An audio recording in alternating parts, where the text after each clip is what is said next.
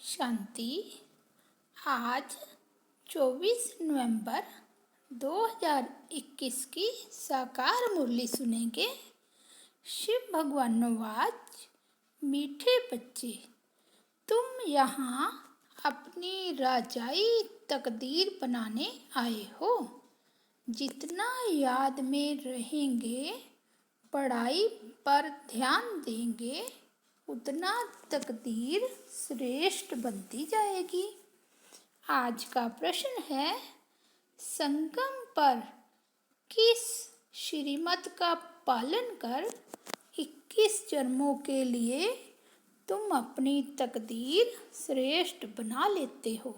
उत्तर है, संगम पर बाप की श्रीमत है, मीठे बच्चे निर्विकारी बनो। देही अभिमानी बनने का पूरा पुरुषार्थ करो। कभी कोई पाप कर्म नहीं करना, तो 21 जन्मों के लिए तकदीर श्रेष्ठ बन जाएगी। गीत है, तकदीर जगाकर आई हूँ। ओम शांति। मीठे मीठे रूहानी बच्चों ने यह गीत सुना। अब इन 2 लाइन का अर्थ जिन्होंने समझा वह हाथ उठावे। यह किसने कहा तकदीर जगाकर आई हूँ? आत्मा ने। सभी की आत्मा कहती है, मैं तकदीर बनाकर आई हूँ। कौन सी तकदीर? नई दुनिया में जाने की तकदीर। नई दुनिया है स्वर्ग, यह पुरानी दुनिया है नरक। तो यह सब आत्माएं कहती हैं। आत्मा को तो शरीर जरूर चाहिए, तब तो बोले। जीव की आत्माएं कहती हैं, हम आए हैं स्कूल में तकदीर बनाने। पढ़ाने वाला कौन है? शिव बाबा, ज्ञान का सागर। मनुष्य को देवता अथवा पतित को पावन, नरकवासियों को स्वर्गवासी बनाने वाला वह एक बाप ही है। इस नरक को आग लगनी है। दुनिया में ऐसा कोई स्कूल नहीं जहाँ बच्चे कहें कि हम बेहद के बाप के पास आए हैं। अथवा ऐसा भी कोई नहीं जो कहे, मैं बाप भी हूँ, टीचर भी हूँ, गुरु भी हूँ। यह ब्रह्मा भी नहीं कह सकते हैं। एक शिव बाबा ही कहते हैं, मैं सभी का बाप, टीचर, गुरु हूँ। वही बैठ पढ़ाते हैं। तो अब बच्चों को तकदीर बनानी है। बच्चे कहते हैं, हम आए हैं नई दुनिया के राजधानी की तकदीर बनाने। हमको मालूम है कि यह पुरानी दुनिया खत्म होनी है। बाप आकर नई दुनिया स्थापन करते हैं। तुम 21 जन्मों का राज्य भाग्य लेने पड़ते हो। गोवा तुम राजाई तकदीर बनाने आए हो। यहाँ राजयोग सीख रहे हो। यह गीत तो भल उन नाटक वालों ने बनाया हुआ है, परंतु इसका अर्थ फिर समझाया जाता है। जैसे बाप सभी वेदों शास्त्रों का सार बैठ समझाते हैं, इस समय सारी दुनिया में है भक्ति। सतयुग में भक्ति मंदिर आदि होते नहीं। तुमने आधा कल्प भक्ति की है, अब तो भगवान मिल गया है। पहले भारत में इन देवी देवताओं का राज्य था। फिर 84 जन्म लेते लेते तकदीर बिगड़ गई है। अब फिर से तकदीर बनाते हैं। बाप आए ही हैं तकदीर बनाने। बच्चों को कहते हैं मुझे याद करो, तुम बहुत ही पाप आत्मा बन पड़े हो। पहले पहले भक्ति की जाती है शिव बाबा की, वह है अव्यभिचारी भक्ति। फिर भक्ति भी व्यभिचारी हो जाती है। तो बच्चों को पहले पहले यह निश्चय होना चाहिए कि जिसको भगवान कहा जाता है वह हमको पढ़ाते हैं। उनको कोई शरीर है नहीं, वह इस शरीर में बैठ बोलते हैं। जैसे तुम्हारी आत्मा इस शरीर में आने से बोलने लगती है।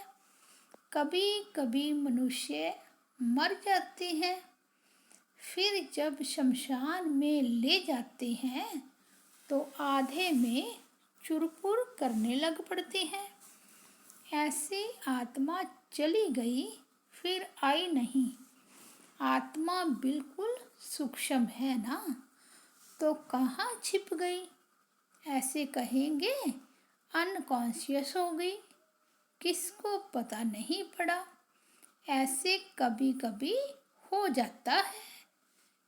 चिता से भी जाग पड़ते हैं, फिर उनको उठा लेते हैं। तो ये क्या हुआ? आत्मा कहाँ छिप गई, फिर अपने ठिकाने पर आ गई। आत्मा नहीं है तो शरीर एकदम मुर्दा हो जाता है। तो आत्माओं का देश है परम धाम।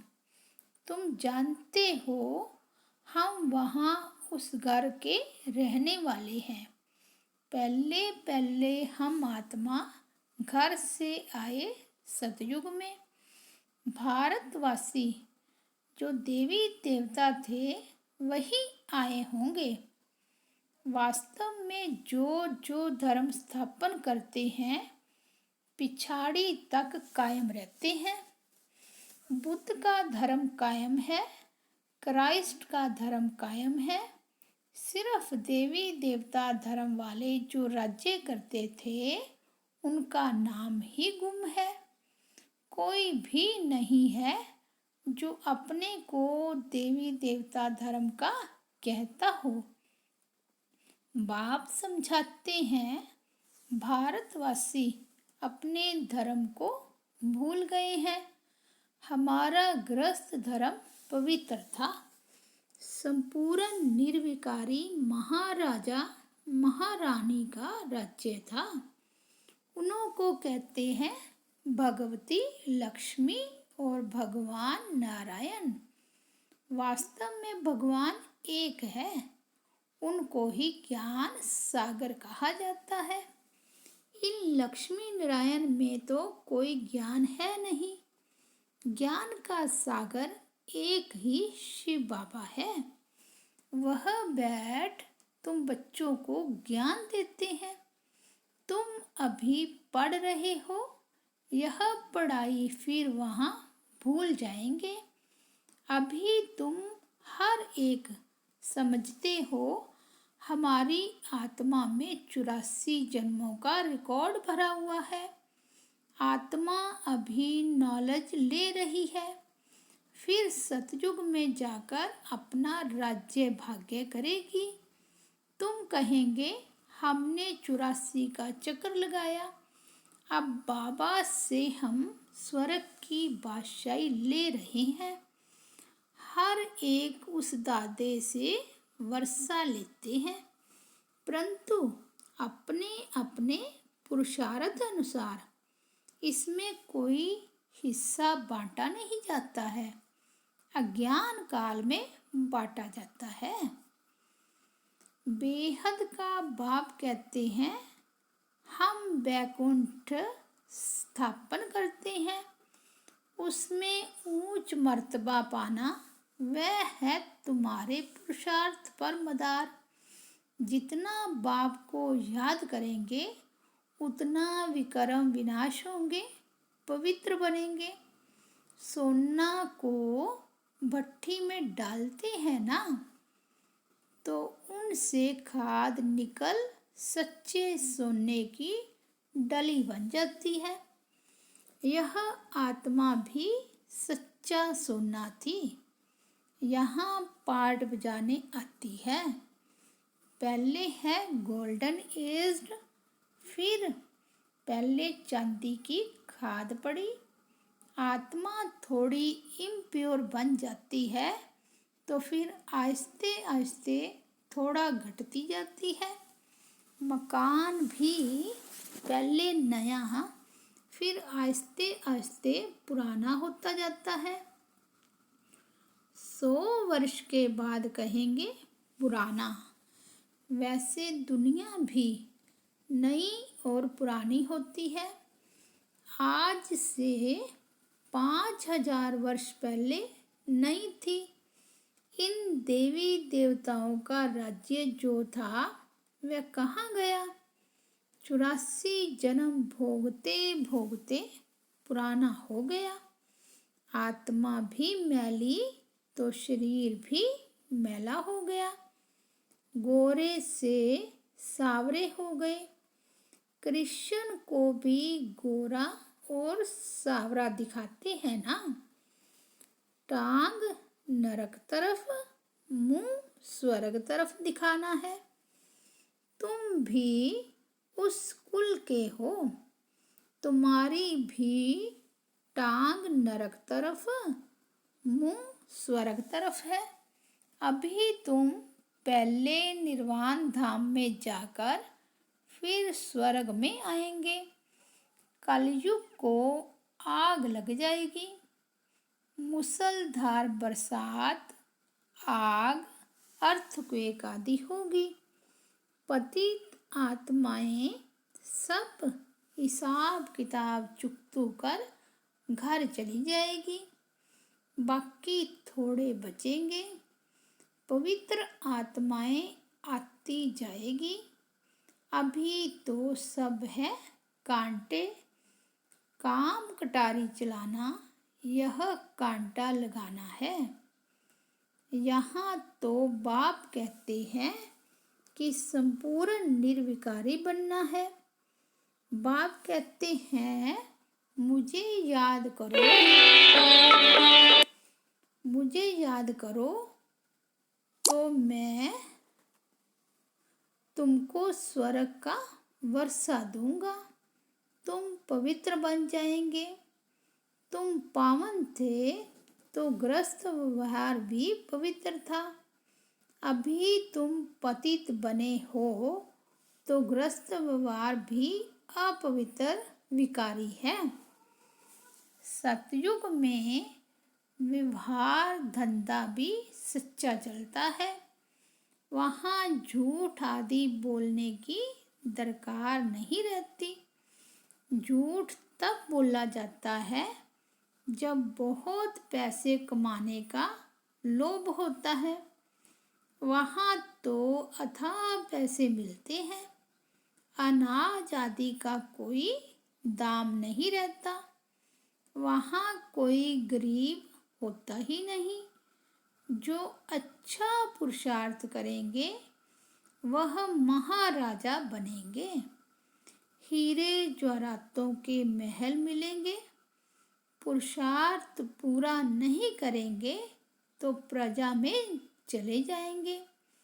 राजा रानी फिर प्रिंस प्रिंसेस सारा कराना होता है ना। फिर प्रजा में भी नंबरवार साहूकार और गरीब प्रजा होती है। वहाँ तो सब पवित्र होंगे। राजा रानी वजीर भी एक। वहाँ कोई बहुत वजीर नहीं रहते। राजा में ताकत रहती है राज्य चलाने की।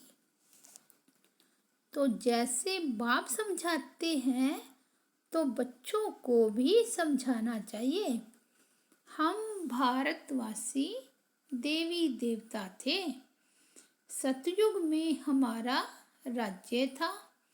गृहस्थ व्यवहार में हम पवित्र थे, स्वर्गवासी थे। फिर पतित बनते बनते नरकवासी बने हैं, फिर स्वर्गवासी बनते हैं। यह खेल बना हुआ है। स्वर्गवासी एक जन्म में बन जाएंगे, फिर नरकवासी बनने में 84 जन्म लेने पड़ेंगे। सीढ़ी में बड़ा क्लियर दिखाया हुआ है। अभी बुद्धि में आया है कि हम जाकर स्वर्ग में राज्य करेंगे। अभी बाप से स्वर्ग का वर्षा ले रहे हैं। बाप ही सत्य बताकर नर से नारायण बनाते हैं। वह लोग जो सत्यनारायण की कथा सुनते हैं वह कोई नर से नारायण बनते नहीं, तो वह कथा झूठी हुई ना। यहाँ तुम बैठे ही हो नर से नारायण बनने के लिए। वह ऐसे थोड़े ही कहेंगे कि पवित्र बनो, माँ में कम याद करो। सत्यनारायण की कथा पूर्णमासी के दिन सुनाते हैं। अब इस समय पूर्णमासी कहा जाता है 16 कला चंद्रमा को। जब पिछाड़ी होती है तब चंद्रमा की लकीर जाकर रहती है, जिसको अमावस कहते हैं। अमावस माना अंधियारी रात। सतयुग त्रेता को दिन, द्वापर कलयुग को रात कहा जाता है। यह सब पॉइंट समझने की है। यह शिव बाबा बैठ पढ़ाते हैं। वह बाप भी है, टीचर भी है और गुरु भी है। इनमें प्रवेश कर आत्माओं को पढ़ाते हैं। बाप कहते हैं जैसे इनकी आत्मा भरकुटी के बीच में बैठी है, मैं भी आकर यहाँ बैठता हूँ। तुमको बैठ समझाता हूँ। तुम पहले पावन थे, फिर पतित बने हो। अब मुझ बाप को याद करो।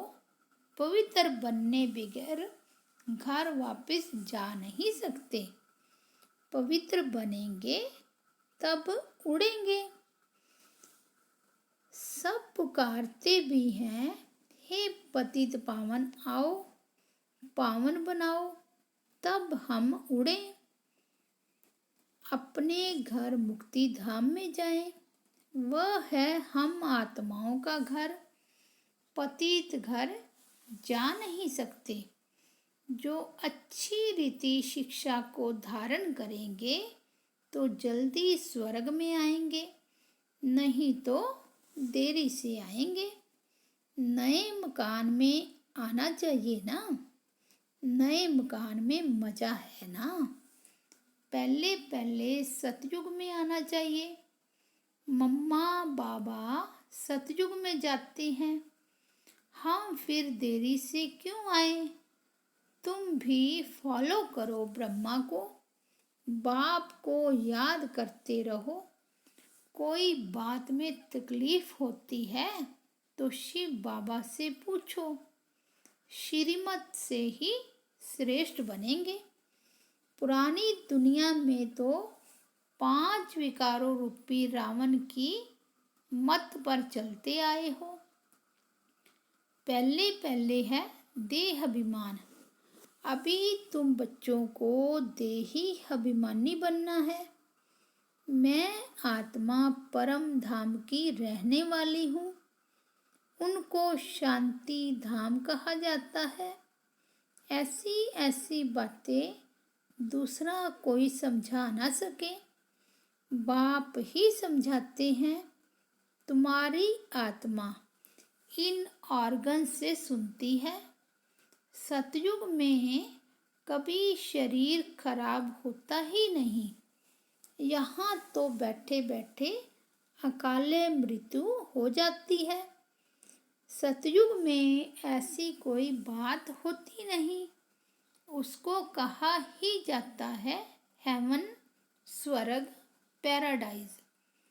फिर हम चक्कर लगाकर पुनर्जन्म लेते लेते 84 का चक्र पूरा किया है। फिर बाप आकर बच्चों को स्वर्ग का लायक बनाते हैं। अभी तुम नई दुनिया के लायक बने हो। अभी तो नरक है। अभी तुम आए हो नरकवासी से स्वर्गवासी बनने की तकदीर बनाने। कहते हैं हम शिव बाबा के पास आए हैं तकदीर बनाने। कल्प कल्प हर 5000 वर्ष बाद हम तकदीर बनाते हैं। हम स्वर्गवासी बनते हैं। फिर रावण राज्य शुरू होने से हम विकारी बन जाते हैं। अभी सब विकारी पतित हैं। तब आप आकर नई दुनिया स्थापन करते हैं। नई दुनिया में सिर्फ तुम बच्चे ही होंगे।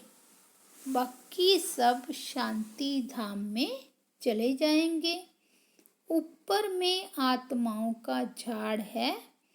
फिर अपने अपने समय पर आएंगे।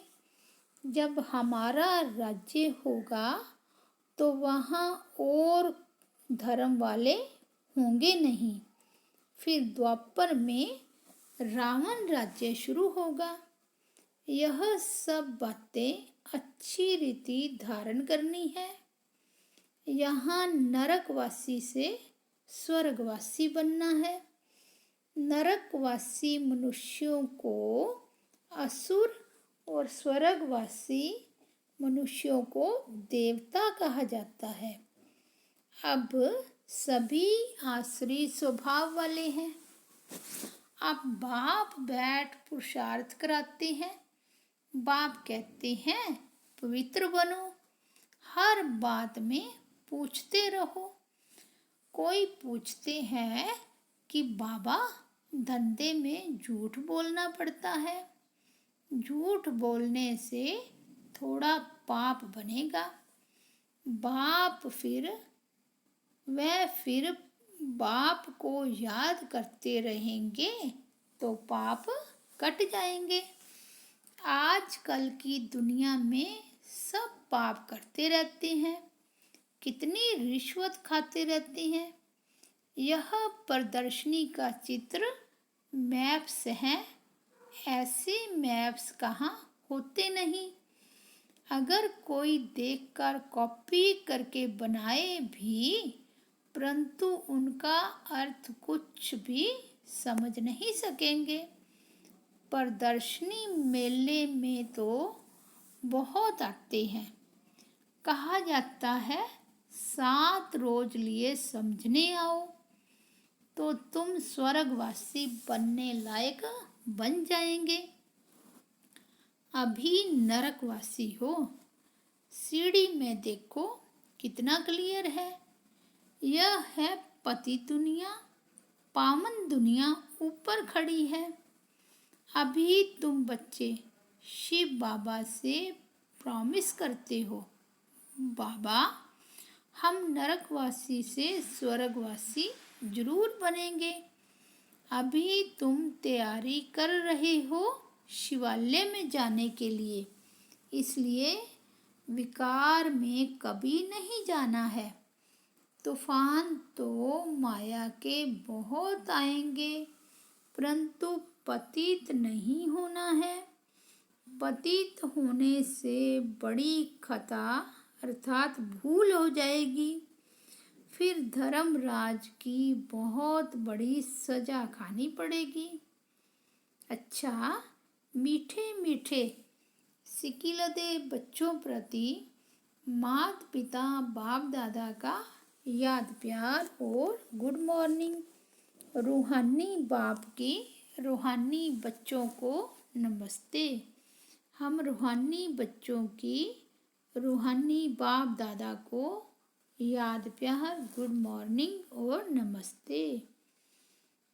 धारणा के लिए मुख्य सार फर्स्ट पॉइंट है, मनुष्य से देवता बनने के लिए जो भी आसुरी स्वभाव है, झूठ बोलने की आदत है, उसका त्याग करना है, दैवी स्वभाव धारण करना है। सेकंड पॉइंट है, घर चलने के लिए पवित्र जरूर बनना है। माया के तूफान आते भी कर्म इंद्रियों से कभी कोई विकर्म नहीं करना है। आज का वरदान है, सच्ची लगन के आधार पर और संग तोड़ एक संग जोड़ने वाले संपूर्ण वफादार भव। संपूर्ण वफादार उन्हें कहा जाता है जिनके संकल्प व स्वप्न में भी सिवाय बाप के और बाप के कर्तव्य व बाप की महिमा के, बाप के ज्ञान के और कुछ भी दिखाई ना दे। एक बाप दूसरा न कोई। बुद्धि की लगन सदा एक संग रहे तो अनेक संग का रंग लग नहीं सकता। इसलिए पहला वायदा है, और संग तोड़ एक संग जोड़। इस वायदे को निभाना अर्थात संपूर्ण वफादार बनना। आज का स्लोगन है, सत्यता की सब स्थिति परिस्थितियों में भी संपूर्ण बना देगी। सत्यता की सब स्थिति परिस्थितियों में भी संपूर्ण बना देगी। अच्छा, ओम शांति।